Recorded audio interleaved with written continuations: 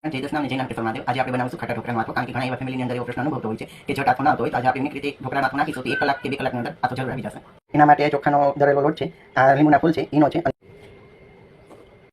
1.5 kilo જેટલો ચોખાનો લોટ લીધો છે. આપણે આ લીંબુના ફૂલ નાખીશું પહેલાં, આ ઈનો નાખી દેશે અને સરખી રીતના મિક્સ કરી લેશું.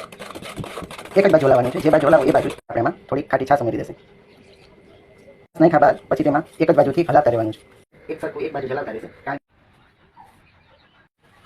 આ રીતના 5 થી 10 મિનિટ સતત હલાવતા રહેવાનું છે. ને જો આવી રીતના લમ્સ પડવાના ચાલુ થઈ જશે, જરાક નજીક લઈ આવો. આ રીતના લમ્સ નજીક લઈ આવીને દેખાડવું એમાં. જો આ રીતના હલાવતા રહેશે. અને આ રીતના તમે ઘરે આથો નાખશો ને એટલે 1 કલાક 2 કલાકની અંદર આવી જશે.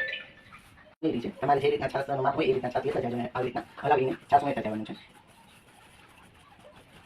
હવે આપણે માથેથી થોડા પાછા લીંબુના ફૂલ ભભરાવી દેશે અને પાછું આ રીતના સતત હલાવતા રહેશું. ધ્યાન એ જ રાખવાનું છે કે એક તરફ જ હલાવવાનું. આ રીતના તૈયાર થઈ જાય એટલે પછી થોડી વાર આપણે એને તડકે રહેવા દઈશું. અમારા આ વિડીયો સારો લાગે તો લાઈક કરો, શેર કરો અને સબસ્ક્રાઈબ કરો. જય નાનકેશ્વર મહાદેવ.